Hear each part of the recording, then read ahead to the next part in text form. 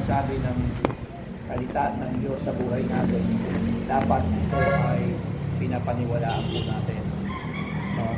Sabi nga, number 1, faith calls those things which are not as already there. Faith assures. So yung faith assures ay may parenthesis po yun. Reading ko, faith calls those things which are not as already there. Faith assures. Tinatawag ng pananampalataya daw ang mga bagay na hindi pa naroroon. Tinitiyak ng pananampalataya. Sabihin, hindi pa man natin nakikita, ay pinapaniwalaan natin na ito ay mangyayari. Kasi napakahalaga nito sa pamamagitan po ng pananampalataya natin sa Panginoon. Sulat nyo na lang, Hebrews 11 verse 1. Hebrews 11 verse 1. Faith is trusting that things you have been hoping for will happen even if you have not yet seen with your physical eyes. Ang sabi, ang pananampalataya ay pagtitiwala ng mga bagay na iyong inaasahan mangyayari kahit hindi mo na ito nakikita ng iyong physical na mga mata. Doon yun makikita natin sa Hebrews 11:1, ang pananampalataya ay kapanatagan sa mga bagay na hindi natin nakikita pero nangyayari at nagkakatotoo dahil ang pananampalataya ay nagbibigay sa atin ng pag-asa. At ito yung napakahalaga. Kaya nga, ang tunay na pananampalataya ay tumatawag sa mga bagay na wala pa. Hindi pa nangyayari pero pinapaniwalaan natin. Ito ang uri ng pananampalataya na kailangan natin upang maangkin natin ang mga bagay na hinihiling natin sa Diyos.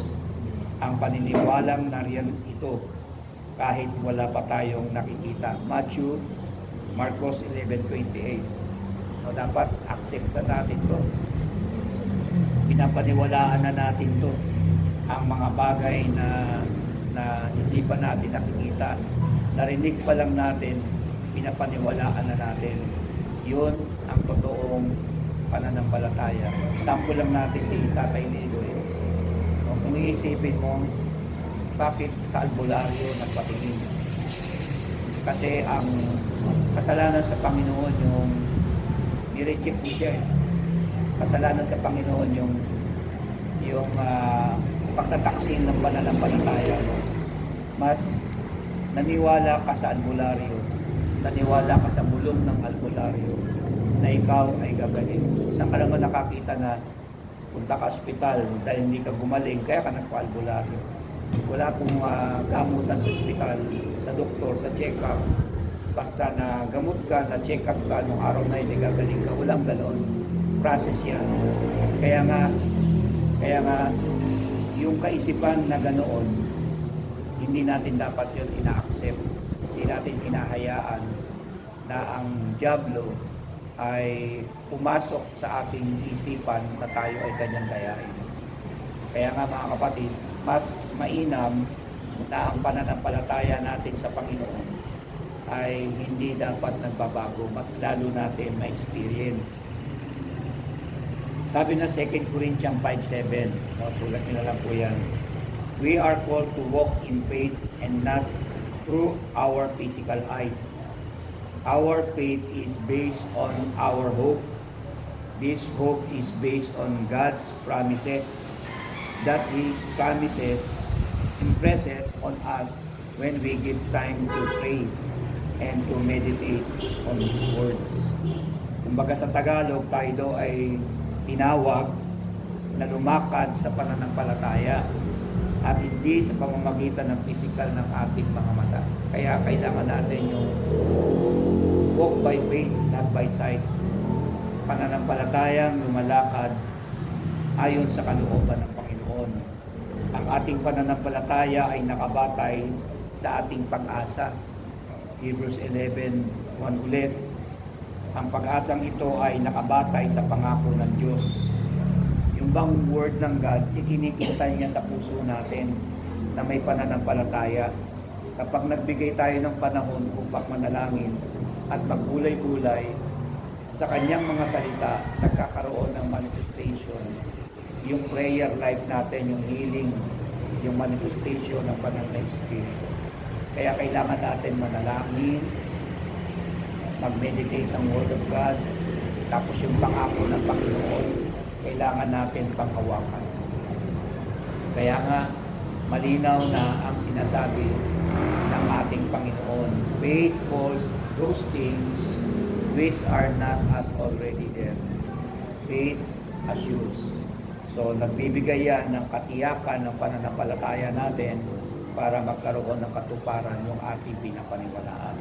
So, number 2, faith, trust in the ability of God. Faith, trust, inuli, parenthesis. Ibig sabihin, ang pananampalataya ay nagtitiwala sa kakayahan ng Diyos. Pagtitiwala sa pananampalataya. So, ang labanan natin ngayon, sa panahon natin ngayon, lalo na nagkakaedad tayo, siyempre, hindi maiwasan, hindi tayo magkakasakit. Pero kailangan, bago dumating yung mga karamdamang yan, dapat nakapwesto na ang pundasyon ng ating pananampalataya. Kahit ano ang mangyari. Masabi ba natin amen? Amen. May mga problemang pinapahintulutan daw ng Diyos. Sabi, there are problems that God's allowed to happen in our lives. So we will depend on Him instead ourselves. That this kind of faith bring us hope. Ibig sabihin, yung mga problema, pinapayagan ng Diyos mangyari sa ating buhay, kaya sa Kanya tayo aasa sa halip ng ating sarili. Ang ganitong uri ng pananampalataya ay nagdadala ng tagumpay, ng mga bagay na ayon sa kalooban ng ating Panginoon. Kaya yung problema, pahintulutan yung karamdaman para yung faith natin ay maging strong. Para yung faith natin lalong lumalim. Iba kasi yung may experience ka sa pananampalataya sa Diyos at hindi ka na kinakabahan. Kumbaga, sa faith na yan, alam mo na mayroong gagawin ang Panginoon. Kaya iba yung may experience tayo sa pananampalataya. Kasi sa akin ako, naranasan ko na yan. Namatay si Pastora. Tapos, ang bill sa hospital, may 1 milyon. Sa mo naman lupalo pupulutin yung pera na yun. So, ang Diyos, ang patuloy na kumilos. At yung mga naiwanan pang mga bills, no, sabi ng mga anak ko, relax ka lang yan pa, kaya mo kami. So, mga kumikilos, si Jericho, si Lee, si Tim, si Zelda, silang 4. Sila lang kumikilos. Steady ka lang dyan. So, ako doon ko lang nakikita na sa mga anak ko malalaki na pala. Hindi gaya ng dati, ako lahat. Pero salamat sa Panginoon, yung iba na kuha sa promotionary, no, o yung kailan namin bibigay. So, natapos namin lahat yun hanggang paglabas. So, by faith talaga. Kaya lahat ng problema, pinapahintulutan ng Diyos para tayo matuto, para tayo manampalataya. So, paano ba yun? Letter A, prayer and asking. Dapat, no, prayer and asking. 2 Corinthians chapter 1, verse 10 and 11. Panalangin at paghingi. Kailangan may formang faith yun, ha? No, kailangan may formang faith yun. Hindi yung basta ganun-ganun lang. Kailangan mo prayer and asking, panalangin at paghingi sa 2 Corinthians 1, 10, 11. Kaya pag tayo humihingi, dapat maniwala tayo. Hindi pa natin nakikita, hindi pa natin natatanggap, maniwala tayo, nandiyan na. Nandiyan na. Si John Renz, napakante siya ng magkatrabaho siya pero naiinip na siya. Gusto niya na magkaroon ng bagong trabaho. Nagkaroon siya ng client pero hindi maganda, puro porno, pero malaki bigay. Sabi ko, huwag mong tanggapin yan. May pera ka nga pero di mo din ang utak mo. Baka a-arrange mo ng porno, may girlfriend ka, pasok sa kayong dalawa ni Carla, mabuntis ka, may tulog ka dyan. may sipayan sa simbahan natin. Baka sabihin ng mga tao, kinukonsinti pa kita. Bitawan mo yan. Yung nga po pastor, bitawan nyo. So kumilang ng 3 buwan yun. Kaya sabi ko sa kanya, mag-resign ka kahit wala pa yung trabaho mo yan. Kasi nag-ano ka eh. Para kang namamangka sa 2 ilog. Tapos nag-iisip ka pa. Kaya na-stress ka, kamot ka ng kamot. Bitawan mo yung trabaho mo. Mag-resign. Tapos binigyan siya hanggang 1 month. Hinahabol ng kumpanya, tinaasan na yung salary. Magkano bang gusto mo? Tinatanggihan talaga ni John Lenz kasi gusto talaga ni John Lenz mag-online na lang. Kasi sa online malaki ang bigay dyan. Ngayon sabi ni John Lenz, humihingi ko naman yung gusto ko, sweldo management. Kaya gusto kasi ni John Lenz, 50K talaga. Kung tataas pa, kailangan niya na ng mga tao. Sabi ni John Lenz, hindi ko na po. 3 pigil yun ha. Nang hindi na mapigil, hinayala siya. Pero bago siya umalis, nagpakain ang buong departamento ng Piscina. Kasi maganda record. Tapos sabi sa kanya, kung may problema, Mr. Casero, 2 kamay, 2 paa, patanggapin ko pa rin namin dito. Yun ang maganda.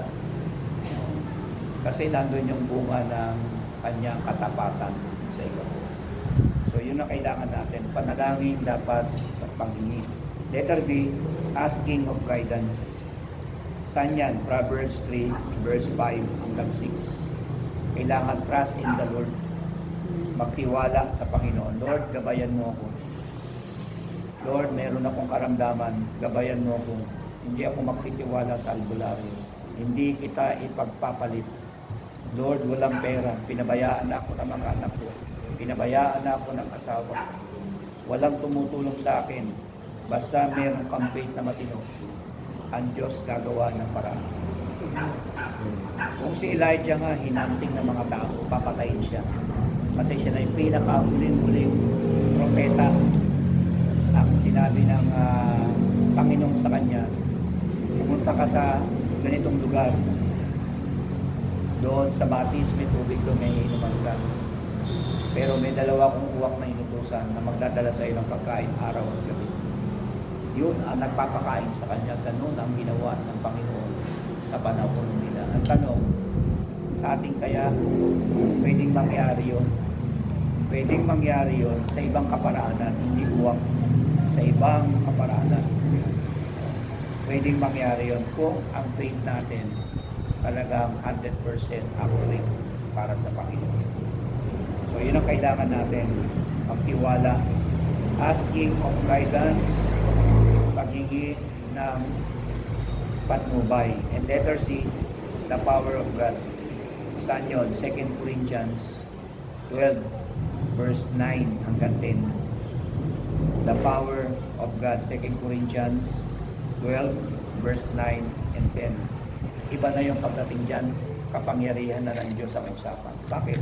Kasi may faith ka. Meron kang pananampalataya. At yung faith na yan, yan ang maghahatak sa iyo na parang pinakamatibay na pundasyon. Kasi naranasan mo yan. Halimbawa, time, matik sa atin yan, hindi naman natin mapigilan kasi talaga naman tandaan tayo sa mga sakit at karamdaman yung ating mga katawan lupa. So kahit wala pa siya, sa prayer mo, Lord, kung may dadating mang mabigat na karamdaman, pigilan mo. O kaya, ihanda mo yung aking espiritu kung talagang dadaanin ko, nakakayanin ko. Pangalawa, Lord, gabayan mo ko ng Holy Spirit para sa ganun. Itong karamdaman ng ito, maranasan ko yung himala mo sa buhay. So, ibig sabihin yung power, napakahalaga. At yun ang importante. Basta, ang importante, yung pananampalataya ay nagtitiwala sa kakayahan ng Diyos. Na pagtitiwala sa pananampalataya. Faith, trust in the ability of God. Faith, trust. Okay, na number 2. Ngayon, number 3 na tayo. Faith acting upon. faith acts. Ibig sabihin, may parenthesis, faith acts. Ang pananampalataya ay kumikilos, pananampalataya may gawa. Kumikilos yung faith mo, may action, may gawa. Hindi yung para ka lang siwan tamad, nakahabang sa mansanas, mali yun. Kailangan yung faith natin, meron yan action, may gawa yan. Hindi maaaring wala. Kasi pag walang gawa yan, paano natin mararanasan ang kapangyarihan ng Diyos? So, yun po yung importante. Faith by itself, if it is not accompanied by action, is dead. James chapter 2:17. Sabi ron, ang pananampalataya sa sarili, kung ito ay hindi samahan ng pagkilos, patay. Kaya ang pananampalatayang walang gawa, patay. Kaya dapat ang pananampalataya ay talagang hindi sa kakayanan natin, kundi yung faith natin kay Lord. Yun ang magdadala sa atin para makakilos tayo. Kasi yung faith natin, pagka baog yan, hindi yan magbunga. Kailangan lang natin, yung faith natin ay mas lalong tumibig. Yung kalagayan ni Tatay Liloy, mabigat din eh. Mabigat yung kalagayan ni Tatay Liloy. Ako naniniwala ko may mensahe yun sa kanya.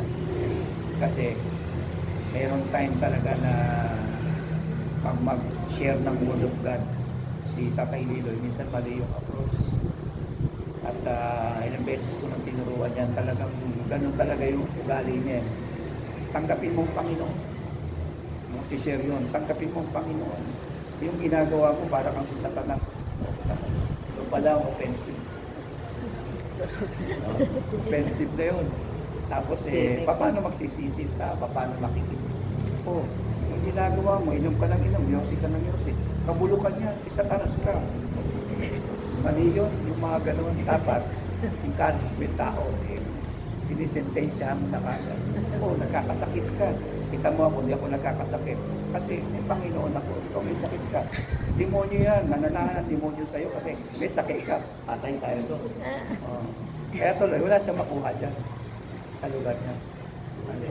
Kailangan doon, dapat yung testimony mo, yung pag-ibig, encouragement, yung mga ganon.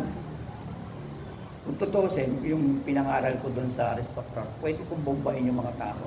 Pero hindi ko ginawa. Kailangan ko lang encouragement lang sa kanila. May mga negosyante doon nandun pa yung isang kapatid ko sa father side na Buddhist. Laki ng cargo nun May kaya sa buhay yun. At ayon sa narinig ko, namatay man ako, meron ng milyones yung anak ko na may iwan ko sa kanya. Tahimik lang ako Pero kahit meron kang milyones, ang tanong, saan ka ba pupunta? Kay Lord ka ba o kay Buddhist? Mahirap kasi maging alipin ng pera. Pag alipin ka ng pera, yung pera, i-minister ka niya papuntang impyerno. 100% yan. Pero kung yung pera, kaya mong i-minister. Katulad ang ginawa ni Gina, pinapakain yung mga tao, binigyan niya ng ticket ng 1,000 yung mga tinawag niya. Yung mga ganon, pinag-budget niya na yun, pinag-handa niya na yun. Ganon ang pag-minister. At yun naman, babalik din naman ng Panginoon din sa kanya ng maraming beses para magawa niya ulit yung mga bagay na dapat niya. Sa laki ng gastos, mahal sa check-in ng mga hotel na pinuntahan niya. Siguro, baka pumasok sa dyan ng 1M. Sa laki ng bilihin ngayon. So, yun po yung mahalaga. Kailangan lang natin, yung faith natin ay mayroong action. At tayo po yung pinakamahalaga. Faith without deeds is like a body without the spirit dead. James 2:26 naman yun. James 2:26. Even Satan and his demons believe that there is one God. Kahit sa Satanas, naniniwala sa Diyos, nanginginig pa, pero hindi naman sumusunod sa Panginoon. Even Satan and his demons believe that there is one God. However, this kind of faith is not accompanied by obedience to God's principles. James 2:19 naman yan. James 2:19. True faith show action. This kind of faith leads us to. Ang tunay na pananampalataya, pinakikita na mayroong gawa. At ipinakikita doon na ginagawa yon o humahantong sa isang maganda. Kaya nga ang pananampalatayang walang gawa ay parang katawan lang o walang espiritu. Ito ay patay. Kahit si Satanas ang kanyang mga demonyo, naniniwala din sa Diyos, sa isang Diyos, at nanginginig ba. Pero ang prinsipyo ng pananampalataya sa James chapter 2 verse 19, ang tunay na pananampalataya nagpapakita ng mga gawa. Yun po yung napaka-importante. Ano bang mga gawa yung pinapakita dyan? Number 1, real salvation and righteousness. Saan yan, Pastor? James 2:14. James 2:14. Tapos, laktaw tayo sa verse 23 and 24. Tunay na kaligtasan at katuwiran. Kasi, hindi tayo maliligtas sa ribulto. Hindi tayo maliligtas sa mga Diyos-Diyosan. Hindi tayo maliligtas sa reliyon. Hindi tayo maliligtas sa pera. Hindi tayo maliligtas sa buwan, sa bituin. Ang pananampalataya ang makapagliligtas sa atin sa pamamagitan ni Yesu Cristo. Yun ang isa sa pinakamahalaga sa lahat. Kaya sa pamamagitan ng pananampalataya, tayo ay mayroong kaligtasan kasi may gawa yun. We cannot be saved by human effort but only through faith sa pamamagitan ng pananampalataya. Saan yun? John 15 verse 5.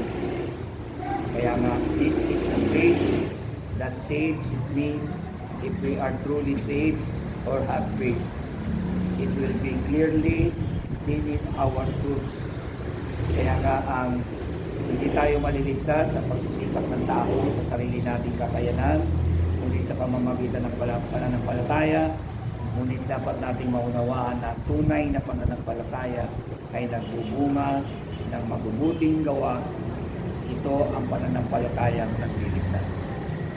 Kaya nga sa pamamagitan ng ating Panginoong Yesus, walang ibang pangalan sa silong ng langit, sukat ay kaligtas natin kay Kristo Jesus sa mga naniniwala sa Kanya. And next, mapapansin natin, helping the needy.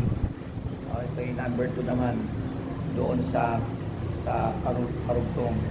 Helping the needy, James 2:20-22. Pagtulong sa nangangailangan. Kung ang tao, sasabihin mo, pagpalain ka ng Diyos, pinag-pray kita, pagpalain ng Diyos sa aking mga panalangin, magkaroon ka ng pagkain, ganyan. Pinag-pray mo na, abutan mo na. Kung may maabot ka. Dapat ganoon. Suppose a brother or sister without clothes, daily food, if one of you says to him, go, I wish you well, keep warm and well fed, but does nothing about these physical needs. What good is it in the same way, paid by itself, if it is not accompanied by action instead? James 2:15 hanggang 17. James 2:15 hanggang 17. Kaya kung ipagpapalagay natin sa ating mga kapatid na lalaki babae, kung wala kang damit, sige pag-pray kita, tapos nakahubad pa rin. Dapat bigyan mo na. At sabi ron, humayo ka, gawin mo ang mabuti, ang kalooban ng Panginoon, at magpainit ka at magpakain ng mabuti. Katulad ng ginawa ni Gina, may action. Hindi na niya pinanginayangan yung pera. So, faith na mayroong action, may mga gawa yun. And number 3, giving God what He desires. Giving God what He desires. Ibigay sa Diyos ang nais niya. O, yun yung dapat gawin natin. Abraham sacrificed his only son to God even if this is against his will. Because of his faith, he was willing to sacrifice anything for God. Si Abraham, napagman sa kalooban niya, ialay ang kanyang kaisa-isang anak, pero kailangan sundin niya ang kalooban ng Diyos sa kanyang pananampalataya. Handa siyang magsakripisyo. Kahit buhay ng anak niya at masakit man sa kalooban niya, gagawin niya, makasunod lang siya sa Panginoon. Kung makita yun ng Lord sa kanya, sabi ng Panginoon, Abraham, huwag mong gawin yan. Sapat na makita ko ang pananampalataya mo sa akin. Tayo kasi kailangan din natin sa faith natin magsakripisyo. May kasama yung sacrifice, yung faith natin. Minsan may kasama grace. Pero kailangan talaga para yung faith natin may challenge. At maranasan naman natin na yung imposible nagiging possible. Yung wala, nagkakaroon. Nagagawa ng Diyos ang lahat ng bagay. Patulad ni sa Hebrews 11 verse 31 and 34. Hebrews 11, 31 and 34. Katulad po ni Rahab, by faith, the prostitute Rahab, because she welcomed the spies, was not killed with those who were disobedient. Si Rahab, prostitute yan. At nung kanilang pinasok yung Jericho, nakita ni Rahab, si Rahab kasi babae yun, magandang babae, prostitute yun. Nakita niya ng mga lingkod ng Diyos. Nag-spy sila sa Jericho. Sabi ng mga spy kay Rahab, babalik kami dito dahil lilipunin namin lahat ng tao. Maglagay ka lang ng bandilang puti sa bahay mo. At huwag mong sasabihin na lilipunin namin sila. Lagay mo lang yung bandila mong puti. Pag nilagay mo yan, lalagpasan namin yan. Pero pag pinalat mo, pinamalita mo, hindi kalimutan mo na yung pinag-usapan natin. Pinanghawakan ni Rahab yun. Yun yung faith niya. Kaya lahat ng tao nagkanta mamatay sa pamamagitan ng digmaan at sa kalooban ng Panginoon. Tanging siya lang ang hindi namatay. Kasama ang kanyang pamilya. Kasi nga, yung faith Kaya pag yung word dumating sa'yo, makinig ka na. Huwag mo nang ipagwalang bahala. Huwag mo nang ipagpaliban. Action na kagad. Gawin mo na kagad yun. At mangyayari ang kalooban ng Panginoon. Nung dumating sa akin yung word ng Panginoon, sabi ko kay John Renz, mag-resign ka na. Basta mag-resign ka na. Hindi mo makukuha yung client mo. Basta mag-resign ka na. Nag-isip, tapos nanalangin kami. Sige po, Pastor, bukas mag-file na ako ng resignation. Naniwala siya sa sinabi ko. Kasi naramdaman niya, totoo yung word na dumating sa akin. Ganon ang pag-submit ng isang video sa pag resign niya, binitawan niya talaga. Pagkalipas lang ng 2 linggo, ayun na, may trabaho na siya. Ang pagsunod na may pagtitiwala sa Diyos. Pag naniwala ka, makikita mo yung resulta ng pinapaniwalaan. Yun ang gagdong gumagalaw at kumikilos ang Panginoon. Isang araw, nandun ako sa kwarto nila, ipapalamig lang ako. Kasi sobra init. Narinig ko yung usapan nilang dalawa. Lumipat na tayo ng apartment. Sumagot ako, lumipat na kayo, huwag niyo nang pagpaliban. Nakabigay siya, bakit na? Hindi, lumipat na kayo. Huwag niyo nang pagpaliban. Wala kayong pera, makitulog kayo. Kasi kaya malakas ang loob yung sabihin mo. May dumating na word. So alam ko, may inihahanda ang Panginoon sa kanila. Yung kay John Renz niya, nagkatotoo sinabi ko yung pakaya sa kanilang mga anak. So yun po yung kailangan natin. Gawin natin ang kalooban ng ating Panginoon.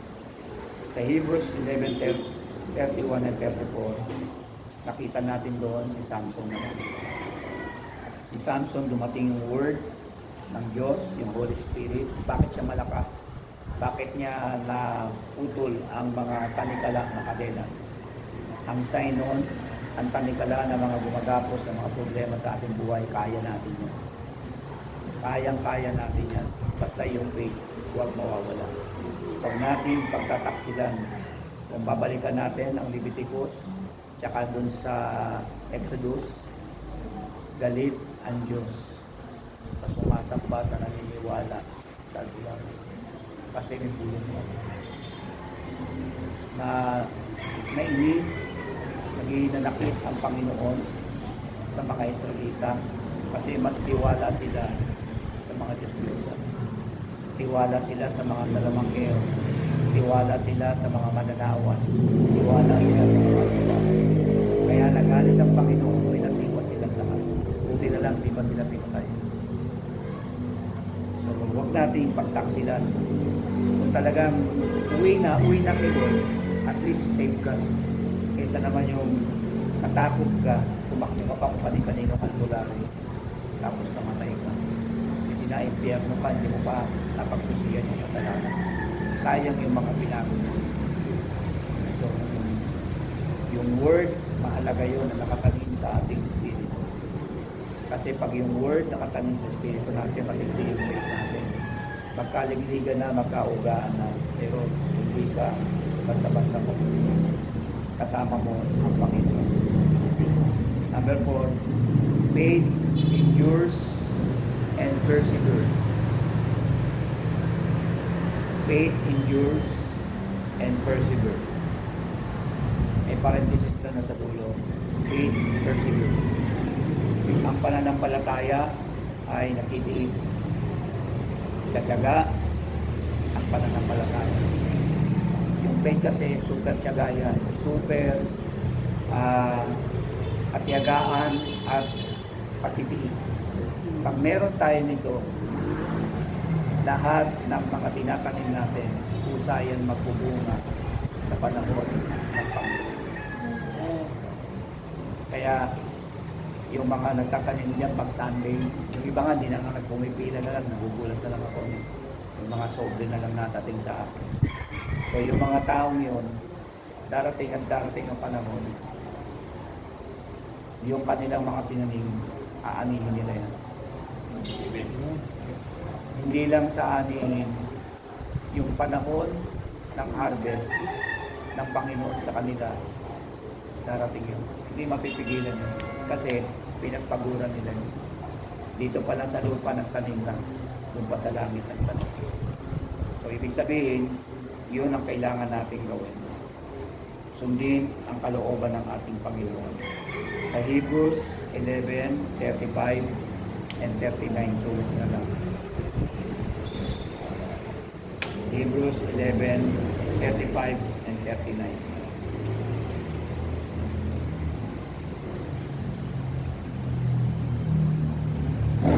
Pang-last, faith based on the power of God. Number 5 na yan. Faith based on the power of God. Parenthesis, faith experiences. Ang pananampalataya, karanasan yan. Hindi tsamba-tsamba. Karanasan yan. Naalala ko yung sasakyan ni Vivian eh.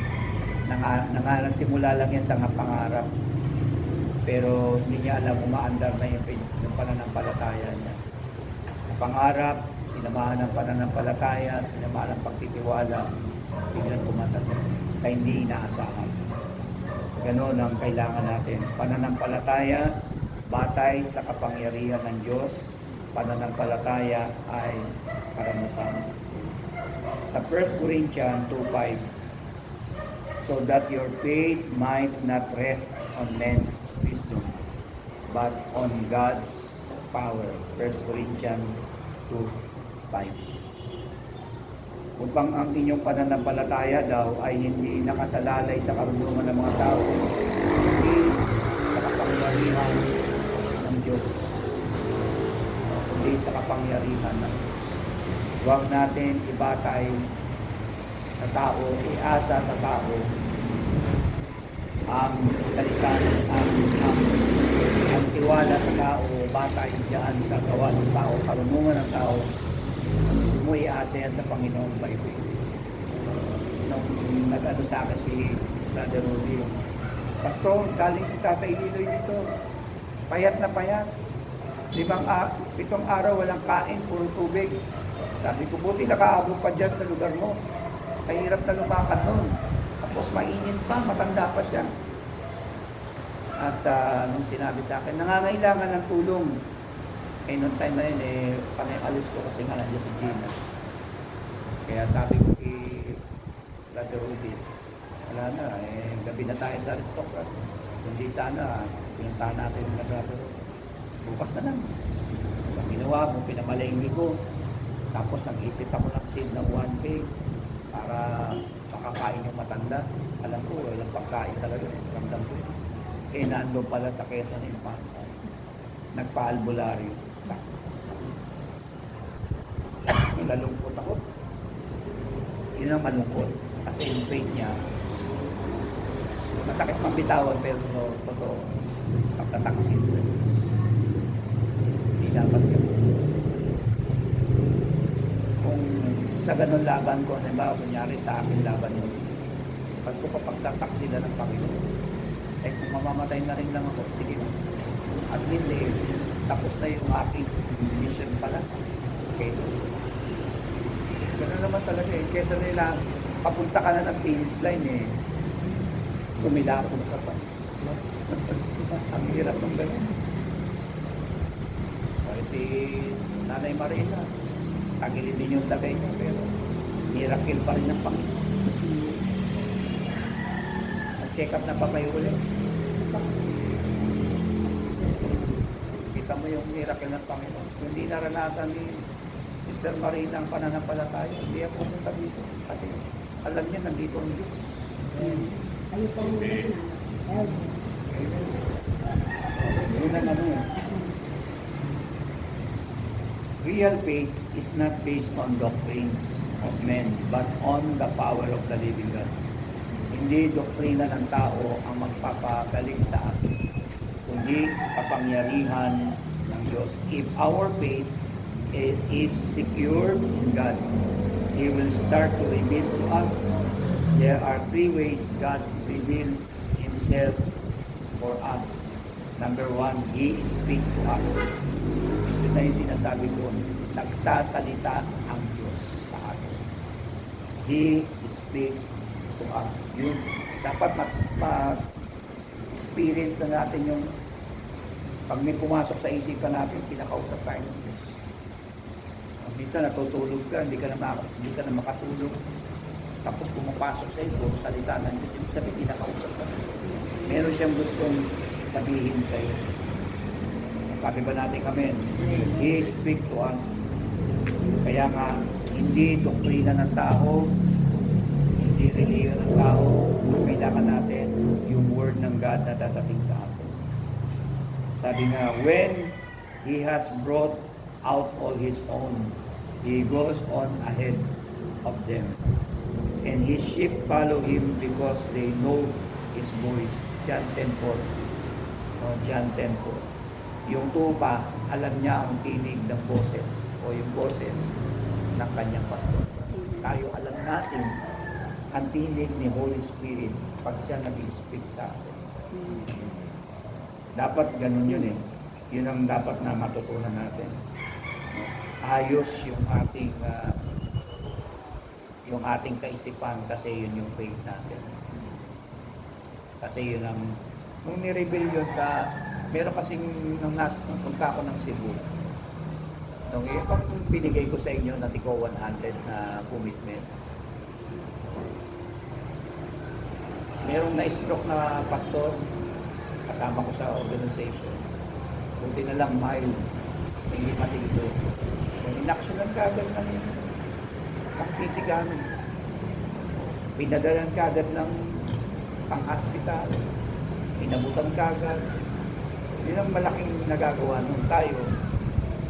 Nandito lang tayo, nakakatulong tayo sa pamamagitan ng sandaan na pinagsama-sama natin sa Panginoon. Nakakatulong tayo dun sa mga pastor, dun sa mga church planting, na nakakawin sila ng mga kaluluwa, nakasama tayo dun sa mission. At may nagpe-pray sa atin. Kaya nga yung word ng God na rinig natin, kung natin pagpapalitan. Sabi nga, he who has an ear, let him hear what the Spirit says to the churches. To him who overcomes, I will give the right to eat from the tree of life, which is the paradise of God. Revelation 2, verse 7. Revelation 2, verse 7. Kapag nailabas na niya ang kanyang sarili, nauna na siya sa kanila at sumusunod sa kanyang mga tupa, sapagkat kilala nila ang kanyang pin. Ang may tainga, makinig, sabi ng Espiritu. Kaya yung may pagdinig, makinig. Ang mga iglesia, ang magtatagumpay na bigyan ko ng karapatang kumain ng bunga ng puno ng tao. At yun ay ang salita ng ating Panginoon.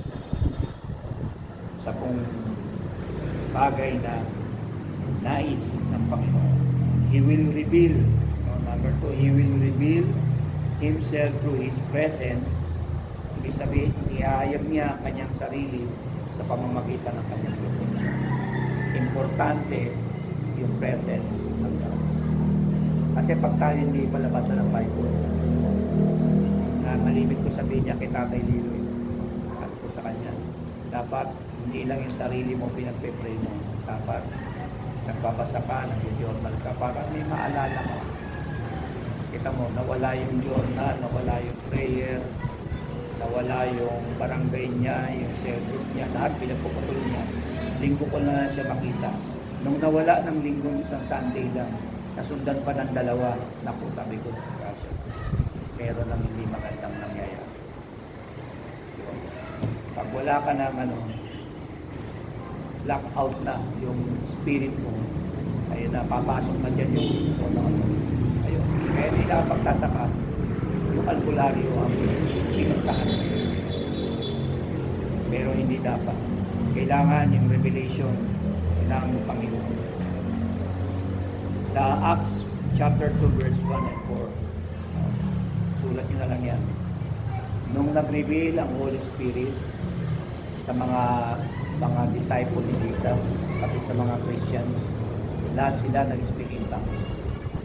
Lahat sila nabaptize ng banal na Espiritu dahil sa presensya ng Diyos, pagagawa nyo ng pananampalataya nila sa Panginoon. Kaya napuno sila, napuspos ng banal na Espiritu at ganun nga ang nangyari. And number 3, He will perform miracles in us and through us. Hebrews 2:4. Ginawa niya ang himala sa pamamagitan natin. Pinerform niya yung miracle. Hebrews 2:4. At naranasan nga ng mga tao ang kababalagan ng Diyos. Kaya nga ang mga tanda ng banal na Espiritu ay napakahalaga. Mark 16:17 and 18. Sabi dito, and this sign will accompany those who believe in my name. They will drive out demons. They will speak in new tongues. They speak up snake with their hands. It will not hurt them at all. They will place their hand on sick people and they will get well. Tatanggap kayo ng mga tanda, kababalagan. Ipapatok niyo ang iyong mga kamay sa mga may sakit at karamdaman, gagaling. Makainom ka man ng tubig o ng anumang bagay na makakatake ng puso mo, makakasama sa karamdaman mo, sa katawan mo, o mayroon man lason niya, may poison man niya, pag inom mo, hindi ka mapapahamak. Pero kung alam mo meron, bakit mo inom mo? Yung hindi mo talaga alam, mapakain ka man ng mga pagkain na hindi mo alam na bawal sa iyo o merong poison ninyo, si Lord ang ikilos para maprotektahan ka. So may kapangyarihan tayo magpalayas ng demonyo. May kapangyarihan tayo magpalayas ng mga sakit at karamdaman at hindi natin yung dapat tanggapin. Kasi nga, dahil sa pananampalataya natin para mag-mature yung ating pananampalataya. Sa application natin, ano ba dapat natin gawin? on the 5 types of faith we are already in you and which are you still working on. Kumbaga sa Tagalog, 5 uri ng pananampalataya. Alin ang nasa iyo na alin ang patuloy mong ginagawa. Ano ba yung patuloy natin ginagawa sa pamamagitan ng ating pananampalataya? Kailangan ng prayer, kailangan ng church, kailangan ng devotion. Yun yung ating pananampalataya. At bakit kailangan nating tawagin ng mga bagay na pinangako ng Diyos? Kasi nga, pagdating sa pananampalataya, angkinin natin yun. Di ba, Lord? Sabi mo, kapag nagtapat ako sa iyo, pagpapalain mo. Di ba, Lord? Sabi mo, 1 Peter 22, sa mga sugat mo, sa makalatay mo, sa pagkapako mo sa krus. Gagaling ako, di ba, bayad ako sa krus. Yun lang, yung binabalik mo lang sa Kanya. Re-reveal ni Lord yan sa'yo. Tapos pinapalatag yan ng Diyos sa harapan ng Kami nagkakaroon ng kagalingan ng bawat isang isa. Amen? Amen. So, salamat sa ating Panginoon sa message ng ating Panginoon na way. Meron tayong natutunan sa pambihirang pananampalataya nito. Extraordinary faith ang kailangan natin sa panahon natin. Tayo manalangin. Lord, maraming salamat. Salamat po, Panginoon, na patuloy mo kami lagyan ng kakaibang klaseng pananampalataya. Yung extraordinary faith. Kasi po, Panginoon, habang tumatagal kami dito sa lupa, habang dumadaan ang araw, buwan, taon, umaharap kami sa mga pagsubok, umaharap kami sa mga karamdaman, na ito ay matatawid namin at kakayanin namin. Kaya, Panginoon, kami sumasampalataya sa iyo. Ikaw ang gumagawa na ang imposible pwede maging possible. Kaya ang aming mga karamdaman, Lord, pagalingin mo. Yung aming mga internal organ, yung aming mga blood sugar, yung baby namin, kapag may banta ng mabigat na karamdaman na hindi namin kakayanin, Panginoon, alarmahan mo na kami. Mag-reveal ka na sa amin para kami ay nakapwesto na kagad.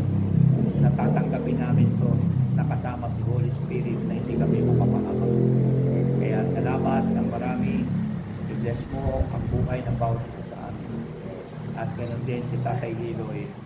At ganoon din si Mark Sagre na mayroong anxiety. Si Mariel, Panginoon, na dumadanas ng lungkot sa kanyang buhay. Lord, maging bawat isa po sa amin dito. Patuloy mo kami pagpalain, pagalingin, at kasihan ni Holy Spirit. Pati po ang mga simbahay sa mga bawat tahanan at mga servo. Salamat ng marami sa iyo, Panginoon. Sa pangalan po ni Jesus, sa patnubay ng Holy Spirit. Amen. Amen. Amen.